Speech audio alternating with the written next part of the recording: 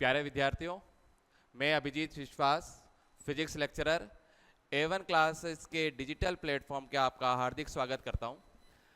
हम नीट जो पेपर अभी आने वाला है लेटेस्ट, उसमें 11th क्लास NCERT से संबंधित जितने भी प्रश्न हैं अपने पास, उन प्रश्नों को पहले जो पूछे गए हैं हमारे प्रीवियस ईयर्स, उनको हम एक एक करके हल करेंगे। आज हम जो चैप्टर ले रहे हैं उन चैप्टर में बेसिकली हमारे पास चैप्टर नंबर 1 और चैप्टर नंबर 2 के जो जितने भी PYQs के क्वेश्चंस हैं अपने पास, उनको हम एक एक करके देखेंगे। तो पहले हम स्टार्ट कर रहे हैं और वो कर रहे हैं आपके पास अध्याय 1 मात्रक एवं मापक से। ये जो चैप्टर है आपके पास, ये बहुत बेसिक चैप्टर है। आप इससे रिलेटेड जो भी आपके पास पढ़ाई है आप पहले कर चुके हैं। हम अभी 4-4, 5-5, 10-10 क्वेश्चन जो है हर चैप्टर से करके देखेंगे। तो पहला जो चैप्टर है आपके पास मात्रक एवं विमा, उसमें हम सबसे पहले अगर अपन चेक करें क्वेश्चंस हम करें तो ये एक प्रश्न है आपके पास जिसमें है आपके पास यदि E तथा G क्रमशः ऊर्जा एवं गुरुत्वाकर्षण नियतांक को प्रदर्शित करते हैं, तो ये जो आपके पास गुरुत्वीय त्वरण है आपके पास G,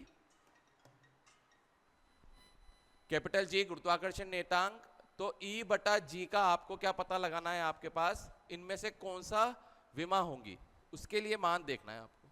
तो भाई इसके लिए अगर आपको सॉल्व करना है तो पहले आपको E और G का आपके पास मान पता होना चाहिए विमा के रूप में। तो इनके मान अगर आपको विमा के रूप में प्राप्त करने हैं अपने को, तो ध्यान से अगर देखें प्रश्न बहुत आसान है। तो आपको सबसे पहले E इसकी विमा पता होनी चाहिए जो कि होती है M1 L2 T-2। फिर दूसरा है आपके पास वो है गुरुत्वाकर्षण नियतांक G, तो आपको G की विमा पता होनी चाहिए। अब G की विमा है आपके पास M-1 L3 T-2। भाई हमने पहले इन दोनों की जो विमा है उन दोनों की विमा को हमने लिख लिया। अब इन दोनों की विमा लिखने के बाद हमें पूछा है E बटा G की विमा बताओ। तो E बटा G इसकी विमा ज्ञात करने के लिए E की विमा हमने पहले लिखी M1 L2 T-2 और दूसरी है आपके पास M1-1 L3 T-2। ये दोनों विमाएं जो है आपके पास वो हमने यहाँ पर लिख दी। अब अगर इसको हल करें अपन, तो हल करने पे हमें बात पता लग रही है आपके पास कि E बटा G जो है आपका, इसका आ रहा है आपके पास M की घात यहाँ पर -1। पहले ऊपर वाली विमा आप AC की AC लिख दें। नीचे जो विमा है जब आप इसको ऊपर लेके जाएंगे तो घातों के चिन्ह बदल जाएंगे। जो माइनस का था वो प्लस, जो प्लस का था वो माइनस, और जो माइनस का था वो क्या बनेगा, प्लस बनेगा। घात जो है अपने पास उन घातों को हमने चिन्ह में बदल दिया। अब इससे क्या होगा, हल करें। M की घात 1, यहां पर भी 1, तो टोटल घात होगी हमारे पास 2। L की घात यहाँ पे 2, यहां पर -3, 2 -3 तो बचेगा भाई -1। T की घात -2, यहां पे 2 तो कुछ भी नहीं बची, इसका अर्थ 0। तो इसका मतलब M2L-1 और T की घात 0, तो हमारा ऑप्शन नंबर डी ये क्या हो गया हमारा सही आंसर। तो बहुत आसान प्रश्न है। ऐसे ही अगला देखें अगर अपने पास, तो हमारा अगला प्रश्न ये भी बहुत आसान है। हमें क्या है M1 L1 T-2 A-2 से संबंधित, अब ये किसका आपके पास मात्रक विमा है ये हमें पता लगाना है। तो ये अगर मात्रक अपन देखें अपने पास या विमा देखें अपने पास, तो ये विमा है आपके पास वो है चुंबकीय पारगम्यता की। चुंबकीय पारगम्यता जो है उसकी आपके पास ये विमा है। चुंबकीय पारगम्यता का अगर अपन मात्रक के अनुसार देखें तो आप इसका मात्रक अगर निकालना है आपको चुंबकीय पारगम्यता का, तो वैसे अपन चुंबकीय क्षेत्र के आधार पे निकाल सकते हैं। B बराबर सूत्र कोई सा भी यूज कर लो, μ0 I बटा 2R। मान लो हमें B का पता नहीं है, B का पता नहीं है, तो अगर आपको B का अगर आप चेक करो तो B हमारे पास एक सूत्र होता है F बराबर QVB। तो यहां से अगर मैं B का मान निकालूं तो मेरे को मिलेगा F बटा QV। यहां पर ये मान रखो F बटा QV और μ0 I बटा 2R। हमें म्यू नॉट का मात्रक निकालना है, तो म्यू नॉट का मान आ जाएगा इसको उधर एफ इंटू 2r बटा आई आ जाएगा नीचे, तो क्यू वी आई। अब इनके मात्रक आप लिखते जाओ या विमा लिखते जाओ, m1 L2 sorry L1 T-2, ये तो हो गया बल का। दो तो नियत राशि है तो मात्रक नहीं लिखना है आपको उसका। R का मात्रक है अपने पास त्रिज्या, मतलब L1 बटा आवेश का होता है अपने पास विमा A1 T1 आवेश का, और V है आपके पास वेग, तो L1 T-1, और I है आपके पास धारा का होता है A1। तो अगर आपने इनको हल किया तो हल करते आपका मात्रक जो है यहाँ विमा जो है वो इसके आधार पे मिल जाएगी। तो भाई जितने भी विमा के और मात्रक वाले क्वेश्चंस होंगे उनमें आपको सूत्र के आधार पर ही मात्रक और विमा की गणना करनी है। सभी प्रश्न क्या है, जितने भी नीट पे पूछाते हैं सब आसान है, ठीक ना, कोई भी प्रश्न जो है अपने पास मुश्किल नहीं है। अगला प्रश्न आपके पास है, बहुत अच्छा प्रश्न है ये भी अपने पास, थोड़ा लॉजिक वाला प्रश्न है कि समतलीय कोण और घन कोण में होता है, ठीक है ना। समतलीय कोण जो है अपने पास को ठोस कोण भी बोल सकते हैं अपन, ठीक है ना। घन कोण, समतलीय कोण और घन कोण में, सॉरी घन कोण मतलब उनमें क्या समानता है इनके अकॉर्डिंग बताना है। पहला, विमा लेकिन कोई मात्रक नहीं।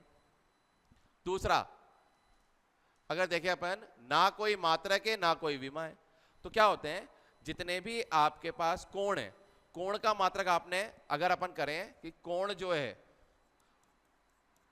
ठीक है ना, जिसका अपन बोल रहे हैं समतल कोण, उसका मात्रक तो होता है रेडियन, और जो आपके पास घन कोण है उस घन कोण का मात्रक होता है अपने पास स्टेड रेडियन। मतलब इनके मात्रक तो है पर दोनों ऐसी राशियां हैं जिनकी कोई विमा नहीं है, मतलब यह है विमाहीन राशियां। अगर यह विमाहीन राशि है अपने पास तो इसी के अकॉर्डिंग ऑप्शन चेक करो कि इसमें क्या लिखा है अपने पास, विमा लेकिन मात्रक नहीं। नहीं, मात्रक तो है पर विमा नहीं है। फिर ना कोई मात्रक ना कोई, ये भी गलत हो गया। मात्रक एवं विमा दोनों ही नहीं होती, नहीं, मात्रक पर कोई विमा नहीं, तो आंसर क्या हो गया इसका भी डी। भाई इनके मात्रक तो है पर इनकी विमा नहीं है। तो देखो प्रश्न बहुत आसान है, थोड़ा थोड़ा लॉजिक वाला बात है, वरना प्रश्न बहुत आसान पूछे जाते हैं आपके पास। अगला प्रश्न अगर अपन देखें तो इसमें है अपने पास कि वह राशि जिनकी विमा घन कोण के समान है।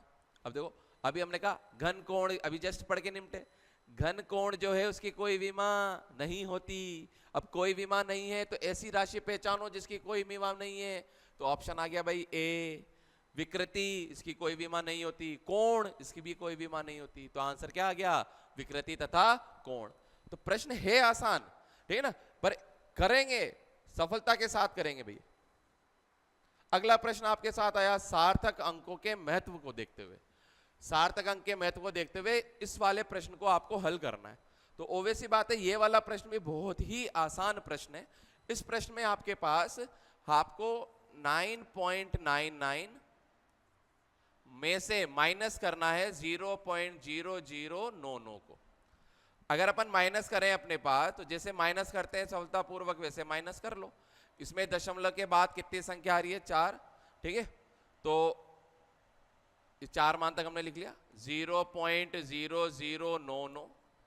अगर आप इसको माइनस करेंगे तो यहां आ जाएगा आपके पास 1, फिर आ जाएगा यहाँ पे 0, यहाँ पे आ जाएगा 8, 9 और यहाँ आ गया 9।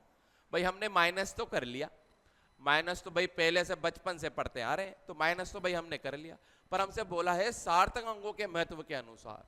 तो सार्थक अंकों का महत्व हमें क्या कहता है कि सार्थक अंकों के आधार पर अगर आप माइनस करें तो माइनस करते टाइम जो दशमलव के बाद मिनिमम न्यूनतम सार्थक अंक है उसी के आधार पर आंसर में न्यूनतम सार्थक अंक होंगे। दशमलव के बाद वाले संख्याएं न्यूनतम कितनी है वो देखो, इसमें दशमलव के बाद न्यूनतम मान आ रहा है 2, मतलब आपको न्यूनतम सार्थक अंक कितने लेने हैं आपके पास, वो लेने हैं आपको 2। कहां पर, दशमलव के बाद। दशमलव के बाद। न्यूनतम सार्थक अंक आपको कितने लेने हैं? 2 लेने हैं। अब न्यूनतम सार्थक अंक अगर 2 लेने हैं आपको, तो यहां पर आपको 2 तक ही करना है। मतलब आपको 8 वाला जो है उसको राउंड ऑफ करना है पूर्णांकित। तो 8 के बाद आ रहा है 0, तो इसका मतलब क्या है कि अगर इसको 2 अंकों तक पूर्णांकित करके आंसर लिखें तो आंसर आएगा 9.98, और 9.98 आंसर आ रहा है ए वाला, इसलिए आंसर हमारा क्या हो गया? ए। तो वापस वही प्रश्न, आसान, बहुत इजी से सॉल्व हो गया आपके पास, पर ऑब्वियस सी बात है आपको ओवरऑल आना चाहिए। ठीक, अगला प्रश्न आ रहा है भाई। अगले प्रश्न में है आपको लंबाई दे रखी है और चौड़ाई दे रखी है, किसकी? ठीक है भाई, आयत दे रखा है आपको, साथ आयताकार क्षेत्र की लंबाई चौड़ाई दे रखी है, क्षेत्रफल का मान निकालो, वापस वही न्यूनतम सार्थक अंक के आधार पर। तो भाई प्रश्न ये भी बहुत आसान कि भाई अगर आप देखें तो आयताकार भाग का क्षेत्रफल,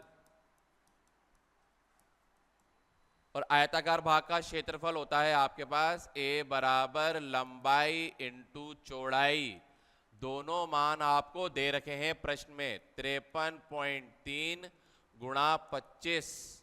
ठीक है, अगर आप इसको गुणा करेंगे और गुणा करके फिर हल करें न्यूनतम सार्थक अंक के आधार पर, तो आंसर क्या आ जाएगा? इसका ए आंसर है। ठीक है ना। अब इसमें न्यूनतम सार्थक अंक के आधार पर हल करेंगे अपन, तो आंसर हमारा क्या आ रहा है? ए आ रहा है। तो ए वाला ही हमारा क्या है इसमें आंसर। तो प्रश्न आसान है, हल करें, इजी से होगा आपके पास। इसके बाद अगला है ताप तथा वोल्टेज। वोल्टता मतलब स्रोत में अप्रत्याशित उतार चढ़ाव के कारण मापन में त्रुटियां हैं। तो मापन में अगर जो त्रुटि होती है वो हमें देखना है वोल्टेज और ताप में। तो तापमापी, वोल्ट मीटर, इनमें क्या होगा अगर कोई त्रुटि आ रही है, तो बेसिकली वो त्रुटि है आपके पास किसी ना किसी भी यादृच्छिक अवस्था के कारण। ठीक है ना, ताप में कभी वृद्धि होना, घटना, ठीक है ना।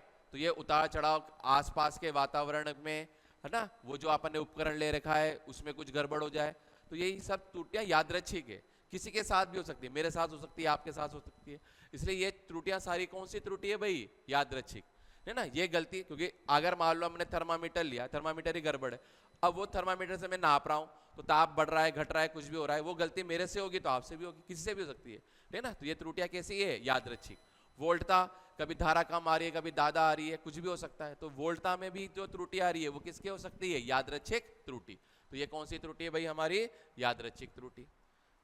ठीक है, ये तो हमने प्रश्न हल करे थे थोड़े चैप्टर नंबर 1 से रिलेटेड। अब थोड़े प्रश्न हम हल करेंगे चैप्टर नंबर 2 से रिलेटेड, ठीक है ना। चैप्टर नंबर 2 सरल रेखीय गति जो है आपके पास, ये भी आपके कंपटीशन के हिसाब से, नीट और जेईई के हिसाब से बहुत इंपॉर्टेंट है आपके पास। अब इन प्रश्नों में आपको क्या देखना है आपके पास कि ये जो प्रश्न है, सबसे पहला जो है, स्वच्छंद रूप से मतलब स्वतंत्रता पूर्वक गिरते हुए पिंड द्वारा, एक कण या पिंड जो है वो गिरता हुआ जा रहा है आपके पास, पिंड द्वारा पहले, दूसरे, तीसरे, चौथे सेकंड में तय की गई दूरियों का अनुपात ज्ञात करना है आपको। अच्छा, तो भाई ये जो प्रश्न है आपके पास, इसमें स्वतंत्रता पूर्वक जब गिर रहा है तो प्रथम, द्वितीय, तृतीय में अगर आपको निकालना है, मतलब nवें सेकंड में दूरी, तो हम nवें सेकंड में जो दूरी है उसका सूत्र हम जानते हैं। nवें सेकंड में तय दूरी, इसका सूत्र हमने पढ़ा हुआ है, dn बराबर u प्लस a बटा 2 2n माइनस 1। यह है nवें सेकंड में तय की गई दूरी का सूत्र। अब ये जो दूरी का सूत्र है, इसमें बोला है स्वतंत्रता पूर्वक गिरते हुए, ठीक है ना, पहले सेकंड में, तो हमारा u बराबर, स्वतंत्रता पूर्वक छोड़ा है अपन ने, तो u का मान तो कितना है इसका? 0। तो भाई dn बराबर आ गया आपके a बटा 2 2n माइनस 1। अब n का मान आप एक एक करके रखते जाओ। सबसे पहला बोला है प्रथम सेकंड में, तो d1, तो यह आ जाएगा a बटा 2 2 इंटू 1 माइनस 1। हल करके आंसर आ गया आपके पास a बटा 2, 2 माइनस 1 1। फिर दूसरे सेकंड में निकाल लो, a बटा 2 2 × 2 -1, 2 दूनी 4 -1 3, तो आंसर आ गया 3a/2। बस मान रख रहे हैं अपन, आसानी से मान रखते जा रहे हैं, उसी के अनुसार आंसर आता जा रहा है। D3 निकाल रहे हैं भाई, a/2 2 × 3 -1, आंसर आ गया 5a/2। D4 निकाल लिया, a/2 2 × 4 -1, और मान आ जाएगा आपके पास 7a/2। सारे आंसर आपके पास D1 D2 D3 D4 के निकाल लिए। हमसे बोला है भाई अनुपात निकालो, अनुपात निकालेंगे, a/2 तो सब में से कट गया, अनुपात आ गया भाई 1:3 अनुपात 5:7। ऑप्शन चेक कर लो भाई, कहीं कहीं लिख रहा होगा, बी वाला आंसर है। बहुत आसानी से आ गया, हल हो गया हमारा। ठीक, तो भाई प्रश्न बहुत आसानी से आ रहे हैं अपने, ठीक ना, आपको सॉल्व करते जाना है। ये प्रश्न भी आसान है, ठीक है ना, पर कंसेप्ट समझते समझते आप हल करें बस। किसी मीनार के शिखर से किसी गेंद को 20 मीटर प्रति सेकंड से फेंका जाता है भाई। तो भाई प्रश्न में हमने पहले वाली लाइन पढ़ी और उसके अनुसार हमसे बोला ये एक मीनार है, इस मीनार जो है आपके पास, इससे हमने एक गेंद को ऊर्ध्वाधर फेंका है 20 मीटर, तो u बराबर हो गया हमारा 20 मीटर प्रति सेकंड। अब ये गेंद गई गई गई गई, वापस कहाँ आएगी, धरातल पे। जब ये वापस धरातल पर पहुंची तो धरातल पर इसका वेग v ये दे रखा है आपको 80 मीटर प्रति सेकंड, ऐसा प्रश्न में बोला। तो भाई ये वाला जो प्रश्न है आपके पास, ये आपकी गति हो गई सरल रेखीय, पर किस दिशा में हो रही है, ऊर्ध्वाधर वाली दिशा में, और ऊर्ध्वाधर दिशा में ये गुरुत्वीय बल के अधीन गति हो गई। तो गुरुत्वीय बल के अधीन गति के अनुसार आपको यह प्रश्न हल करना है, और गति की समीकरणें काम आएगी इसमें आपकी। तो गति की समीकरणें और गुरुत्वीय बल के आधार पे आपको इसको हल करना है। तो क्या करा आपके पास कि भाई हमें u पता है, हमें v पता है, और बोला है भाई जब टकराए गई तो मीनार की ऊंचाई बताओ। ऊंचाई पता नहीं है तो हमने क्या मान लिया, h। तो जब ये वाले प्रश्न हल करते हैं तो प्रश्न हल करते टाइम चिन्ह का उपयोग करना जाता है। चिन्ह का उपयोग करते टाइम मैंने अभी ऊपर वाली दिशा तो मानी धनात्मक, प्लस नीचे वाली दिशा मानी मैंने ऋणात्मक, इसलिए आप u का मान तो क्या लेंगे, -20। ठीक, u के बाद v का मान भी, u का मान प्लस ऊपर की दिशा, ऊपर वाली दिशा धनात्मक, ठीक, v का मान आप लेंगे ऋणात्मक -80। त्वरण आता है गुरुत्वीय त्वरण नीचे की ओर, तो -g मतलब 10, और ऊंचाई h को भी क्या लेंगे अपन, -h, क्योंकि दिशा कहां आ रही है ऊंचाई की, नीचे। यहां से फेंका, जा कहां रहे हैं, लास्ट नीचे की तरफ, नीचे जा रहे हैं, -h। भाई u पता है, v पता है, a पता है, दूरी पता लगानी है, तृतीय समीकरण लगाओ। तृतीय समीकरण है v² = u² + 2as। v का मान आ रहा है -80 का स्क्वायर, u का मान आ रहा है 20 का स्क्वायर, a का मान आ रहा है आपके पास -10, और दूरी s का मान लिखेंगे -h, प्लस 80 का स्क्वायर 8 का स्क्वायर 64, और 00, 20 का स्क्वायर हो गया 400, 2 20, और ये h, ठीक है, माइनस का, ये आ गया प्लस, 400 इधर आके माइनस का हो जाएगा, तो 20h बराबर 6400 माइनस 400, टोटल हो गया आपके पास h का मान आ गया आपके पास 20 का भाग लगाओ बटा 20, आंसर आ गया 300 मीटर। 300 मीटर ऊंचाई है, ऑप्शन नंबर सी बिल्कुल करेक्ट आंसर। गति की समीकरण लगाई, आंसर आ गया। तो भाई जितने भी प्रश्न है आपके पास, आप उसको एक एक करके इजीली हल कर सकते हैं। अपना माइंड कंसंट्रेट बना के रखें, जब भी आपका एग्जाम हो रहा है आपके पास, आपका माइंड भटकना नहीं चाहिए। एनर्जी के साथ सारे के सारे क्वेश्चंस जो है आपके पास, वो आसानी से आप सॉल्व कर लोगे। एनर्जी बनाए रखें, करते जाएं बस अपने पास। अगला प्रश्न भी बिल्कुल इसी पैटर्न का क्वेश्चन है, सेम ऐसे मान लो आपके पास एक नदी पर एक क्षैतिज पुल बनाया गया है, पुल पर एक खड़ा व्यक्ति या छात्र 4 मीटर प्रति सेकंड के वेग से एक छोटी गेंद को ऊर्ध्वाधर फेंकता है। सेम अभी जैसा फेंका था, बिल्डिंग से फेंका था, अब आपको ब्रिज से फेंकना है, पुल से फेंकना है। 4 सेकंड बाद गेंद टकराती है पानी से। पानी की सतह की ऊंचाई बताओ। तो जैसे मान लो आपके पास ये जो पुल है आपका, इस पुल से हमने गेंद को फेंका। गेंद को जब उसने फेंका तो ये गेंद इस तरह से गई, वापस कहां जाएगी? ये जल में। वापस इस पुल की हमें ऊंचाई पता लगानी है। जब फेंका है तो फेंकते टाइम आपके पास वेग दे रखा है u बराबर 4 मीटर प्रति सेकंड। 4 मीटर प्रति सेकंड से फेंका गया है ये, और 4 मीटर प्रति सेकंड से फेंक के फिर ये गया ऊपर, वापस यहाँ धरातल पे पहुंचा। पहुंचने पे जो समय लगा इसको, वो समय लगता है 4 सेकंड। 4 सेकंड पश्चात ये गेंद वापस कहाँ आ गई? आपके नीचे आ गई। और 4 सेकंड अगर समय लगा है, वापस ऊंचाई बताओ। तो वापस वही, ऊपर वाली दिशा तो धनात्मक, नीचे वाली दिशा क्या लेनी है अपन को? ऋणात्मक। मतलब u का मान तो आप माइनस में ले लोगे, ऊंचाई भी आप माइनस में ले लोगे। समय हमेशा पॉजिटिव लेते हैं क्योंकि समय कभी धनात्मक ऋणात्मक नहीं होता। और त्वरण नीचे आता है तो उसमें भी अपन माइनस का g यूज कर लेंगे, मान रखते जाए। तो भाई इसमें आपको u का मान पता है, g पता है, t पता है, h पता करना है। मतलब आप गति की द्वितीय समीकरण सेकंड वाली यूज करेंगे। s बराबर ut plus half at square. s बराबर ut plus half at square. s ऊंचाई नीचे आ रही है तो माइनस का h। u का मान आपको दे रखा है 4, प्लस का आएगा। t का मान 4 प्लस में आएगा। प्लस 1/2 माइनस का 10, और t का मान आपको दे रखा है 4, 4 का स्क्वायर कितना हो गया आपने? 16।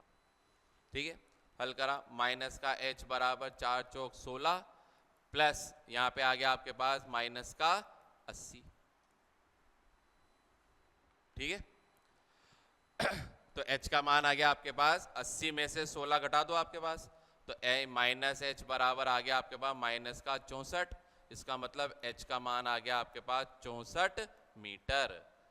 तो भाई उस ऊर्ध्वाधर तल से जो ऊंचाई आई अपने पास पानी वाले तल की, वो आपके पास कितनी आ गई अपने पास? 64 मीटर। तो भाई प्रश्न गति के समीकरण पर ही है, आसान है, इजीली हमने इसको हल कर लिया। अगला प्रश्न देखो।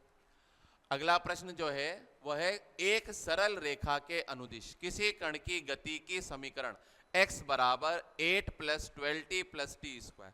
इसका मतलब आपको क्या दे रखा है? गति जो है अपने पास उसमें x मतलब स्थिति का मान दे रखा है आपको 8 + 12t - t³। यह आपको स्थिति दे रखी है, और इस स्थिति के आधार पर अपन से क्या पूछा है? वेग 0 होने पर कण का त्वरण पता लगाओ। तो भाई वेग का तो अभी अता पता ही नहीं है। तो भाई अगर आपको स्थिति पता है तो हम स्थिति से वेग निकाल सकते हैं, फिर वेग से त्वरण निकाल सकते हैं। पर क्या करके? स्थिति का अगर मैं अवकलन करूं तो वेग मिलेगा, और अगर वेग का अवकलन कर दूं तो मिलेगा त्वरण। पर किसके सापेक्ष अवकलन करना है? दोनों में समय के सापेक्ष। समय के सापेक्ष अवकलन करके हम ज्ञात कर सकते हैं। तो पहले किसका करें? देखें, स्थिति का अवकलन करें तो वेग आएगा स्थिति का अवकलन, मतलब dx/dt। इसका आप अवकलन करें तो 8 का अवकलन तो हो गया 0, 12t का अवकलन हो गया 12, t³ का अवकलन हो गया 3t स्क्वायर। इसका मतलब वेग का मान आ गया आपके पास 12 - 3t स्क्वायर। अगर मैं वेग का अवकलन करूं तो त्वरण मिलेगा, मतलब dv/dt। ये आ गया आपके पास त्वरण। तो त्वरण का अवकलन, त्वरण जो है अपने पास उसको निकालने के लिए वेग का अवकलन करें तो वेग में आ रहा है 12, 12 का अवकलन हो गया 0, नियत राशि का अवकलन 0, -3, और t स्क्वायर का अवकलन होता है 2t। अवकलन के बाद त्वरण का मान आ गया a बराबर माइनस का 6t। ये आ गया त्वरण, ये त्वरण निकाला भी अपन ने। ये क्या आया हमारे पास? त्वरण का मान। अब 6t आ गया। हमसे ये नहीं बोला, हमसे बोला जब वेग शून्य हो तो वेग की समीकरण में, इस वाली समीकरण में v की जगह 0 लिख दो।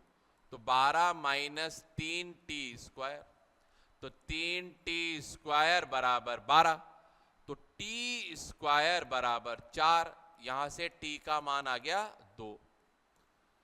जब t बराबर 2 तो a का मान कितना आ जाएगा? a निकाल रहे हैं t बराबर 2 पर। a का मान t बराबर 2 पर निकालो, कितना आएगा? यह आएगा माइनस का 6 इंटू 2, मतलब माइनस 12। तो ये तो आया त्वरण का मान। और प्रश्न में हमसे बोला है त्वरण मंदन बताओ। मंदन होता है ऋणात्मक त्वरण, तो मंदन आएगा आपका, मंदन आ गया आपके पास 12 मीटर प्रति सेकंड स्क्वायर। ऋणात्मक त्वरण को मंदन बोला जाता है। तो ऋणात्मक त्वरण का मान आ गया 12 मीटर प्रति सेकंड स्क्वायर। तो आंसर है 12, 12, डी वाला ऑप्शन राइट है। वापस भाई, तो भाई प्रश्न, हर प्रश्न कंसेप्ट से होंगे। कंसेप्ट पता है आपके पास हल हो जाएगा।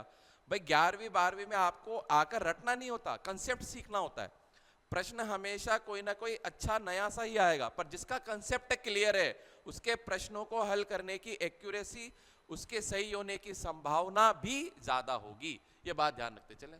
अगला प्रश्न है, एक वस्तु की गति वेग समय वक्र दे रखा है आपको, बहुत अच्छा है, ठीक है। अब वक्र देखते ही तो आपको पता लग जाना चाहिए कि सर वक्र में हर चीज में दो चीजें निकालनी होती है। एक तो होती है प्रवणता, वक्र में क्या काम आता है? प्रवणता।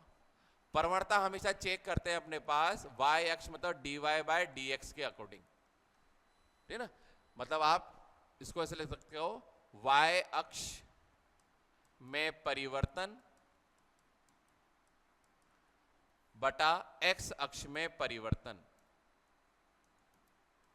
और ये हमेशा बराबर होता है प्रवणता के, और उसका सूत्र है tan थीटा।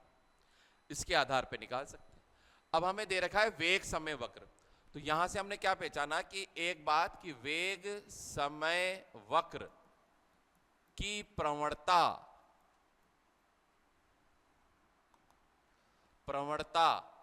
ये बराबर होती है किसके? त्वरण के।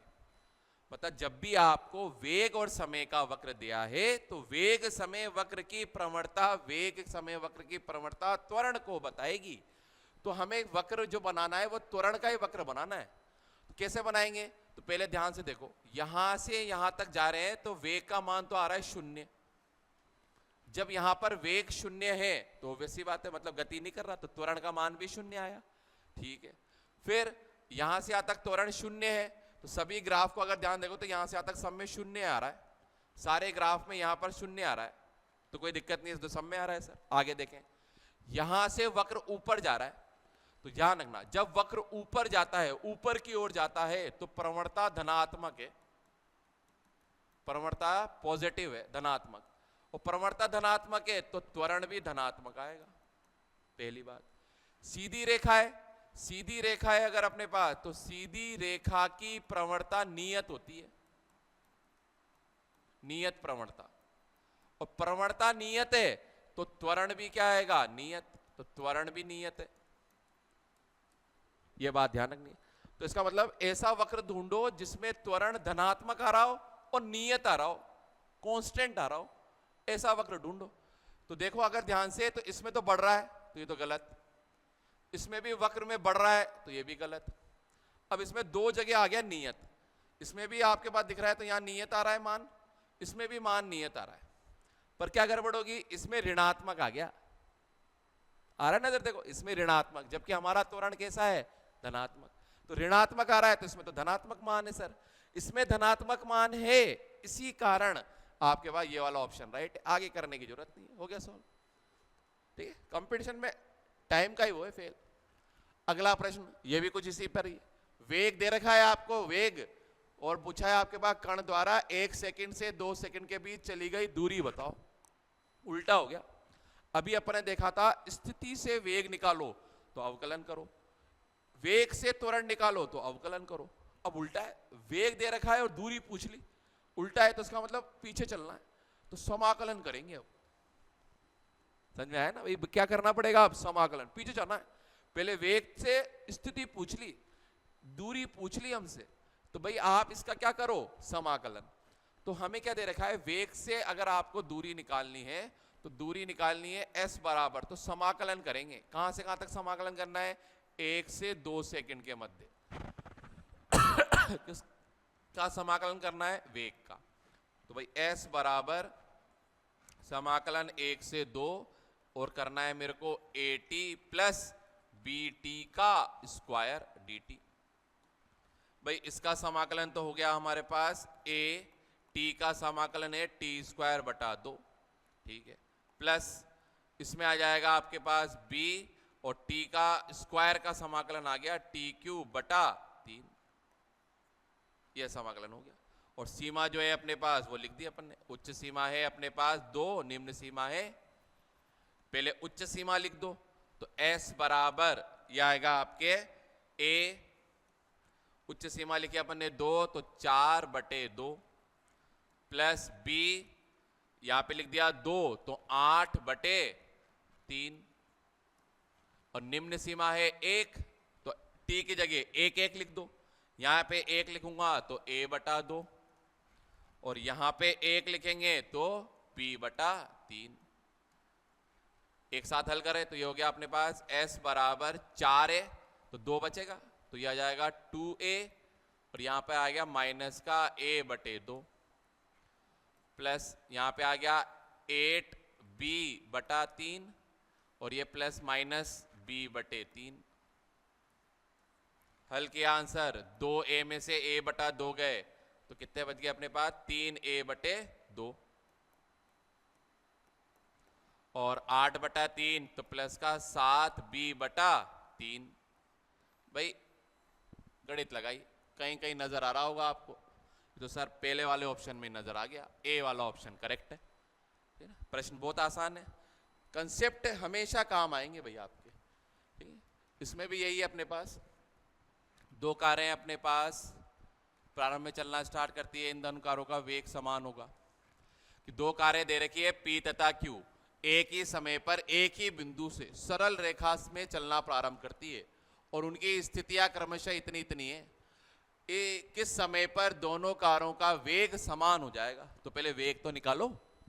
और वेग कैसे निकालेंगे? स्थिति पता है, वेग निकालना है, कैसे निकाला जाएगा आपको पता है, एक एक बार अवकलन कर दो। पहले इसका अवकलन करेंगे तो वेग आएगा P वाले का dxp/dt, इसका अवकलन करोगे तो आएगा a प्लस यहां पे t है तो 8 प्लस यहां पे आ जाएगा b और t स्क्वायर का अवकलन करोगे तो 2t।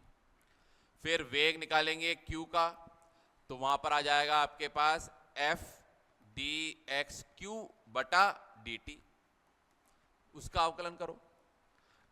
यहां पे अवकलन करेंगे तो f और t स्क्वायर का अवकलन करोगे तो कितना आ गया? 2t। vp आ गया, vq आ गया। अब हमें क्या बोला है कि भाई बताओ कि जब वेग बराबर हो जाए तो vp बराबर कर दो किसके? vq के। इसका आ रहा है a प्लस 2bt बराबर, इसमें आ रहा है f माइनस 2t, माइनस का 2t इधर लेके आ जाओ, a को उधर ले जाओ, तो 2bt प्लस का 2t बराबर कितना आ जाएगा? f minus a, t common और बटे में, तो कितना जाएगा आपके पास? t बराबर f माइनस a बटा 2b प्लस 2, या 2 कॉमन ले लो आपके पास, तो आप ऐसा लिख सकते हैं f माइनस a बटा 2b प्लस 1। कहीं पे ऑप्शन आ रहा होगा f minus a 1 plus b, तो b आंसर है इसका। तो आसान प्रश्न है। अगला देखें जल्दी से। 2 गतिमान कणों का विराम विस्थापन समय आरेख दे रखा है आपको, ये दे दिया आपके पास। एक अक्ष से तय कोण बन रहा है, क्रमशः वेगों का अनुपात ज्ञात करो। अब विस्थापन समय वक्र, वापस वही प्रवणता वाली बात कि अगर विस्थापन समय वक्र है तो विस्थापन समय वक्र की प्रवणता किसके बराबर है? ये बराबर होती है वेग के। विस्थापन समय वक्र की प्रवणता वेग को प्रदर्शित करेगी। तो भाई प्रवणता का सूत्र होता है अपने पास, मतलब वेग हो जाएगा tan थीटा के बराबर। प्रवणता होती है tan थीटा। थीटा आपको दे रखा है आपके पास, तो हमें दे रखा है 30 डिग्री, और ये तो V1 अनुपात V2 यह जाएगा tan 30 बटा tan 45। tan 30 डिग्री का मान है 1/√3, tan 45 का मान होता है 1, इसलिए आंसर आ गया 1/√3। 1/√3 ऑप्शन में दे रखा होगा, सी वाला आंसर ही तो करेक्ट हो गया। प्रश्न बहुत आसान है, ठीक है ना, हल करने वाला पार्ट है अपने पास। अगला प्रश्न है, एक वाहन आधी चाल v से चलता है, शेष आधी चाल 2v से चलता है। यह भी प्रश्न बहुत आसान है, बहुत बार पूछ चुके हैं ऐसा प्रश्न।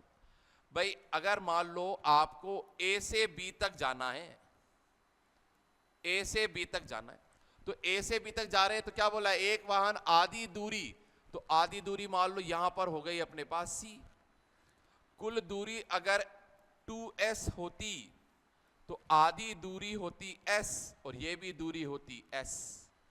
बहुत बढ़िया। आगे पहली दूरी तो चल रहा है v चाल से, दूसरी आधी दूरी चलता है 2v चाल से। औसत चाल ज्ञात करनी है। सर औसत चाल ज्ञात करनी है, तो सर औसत चाल का सूत्र तो यह होता है कि कुल दूरी बटा कुल समय, कुल दूरी बटा कुल समय कर दो, सर आंसर आ जाना चाहिए। हाँ भाई आंसर तो आ जाएगा कुल दूरी बटा कुल समय में से। पर करें क्या सर, समय के बारे में नहीं पता तो कर लेंगे कि भाई समय का सूत्र आपको पता हो, तो समय होता है दूरी बटा चाल। तो यहां से यहां तक की दूरी आपको पता है कितनी है s, यहां से यहां तक की चाल आपको पता है v है, तो भाई यहां पे जो समय लगेगा वो आएगा दूरी बटा चाल, मतलब s बटा v। यहां से यहां तक का समय, तो सर यहां पे भी दूरी s है तो s, पर चाल है 2v, तो ये आ गया 2v। सर बहुत बढ़िया, पता लग गया। पता लग गया तो आप कुल दूरी देखो, आप कुल दूरी आ रही है 2s, तो हमने लिख दी सर 2s, और कुल समय आ रहा है सर s बटा v प्लस s बटा 2v, s बटा v प्लस s बटा 2v। s से s तो भाई कट गए, कॉमन आके नीचे ले लो एलसीएम, तो ऊपर तो आ रहा है 2 बटा आपके पास 1 बटा v प्लस 1 बटा 2v। एलसीएम लेके हल करो, ऊपर आ रहा है 2, नीचे एलसीएम आ गया 2v, यहां पे आ गया 2 प्लस 1, ऊपर चला जाएगा 2v, तो आंसर आ गया 4v बटा 3। 4v बटा 3, option number A is correct. तो ये वाला प्रश्न वापस उसी पे आधारित था। किसी को ये प्रश्न हल करना है तो आप ये सूत्र आप डायरेक्ट भी आ सकते हैं कि समान दूरी के लिए औसत ये होता है 2v1 v2 बटा v1 प्लस v2। इससे भी आप डायरेक्ट हल कर सकते थे, याद रहे तो हो जाएगा। तो भैया आज हमने इस लेक्चर में आपके लिए अध्याय नंबर 1 और 2 सरल रेखीय गति और मात्रक और विमाओं से संबंधित जो PYQ पूछे गए हैं, पिछले वर्षों में प्रश्न पूछे गए हैं, उनके प्रश्नों को हमने हल करके आपके सामने रखा है। आगे हम ऐसे ही आपके लिए नए नए तरीके के वीडियोस जो आपको नीट एग्जाम में हेल्प करेंगे, जेई एग्जाम में हेल्प करेंगे आपके पास, उसके लिए आपके डिजिटल प्लेटफॉर्म पर हम A1 क्लास की तरफ से जुड़े रहेंगे आपके पास।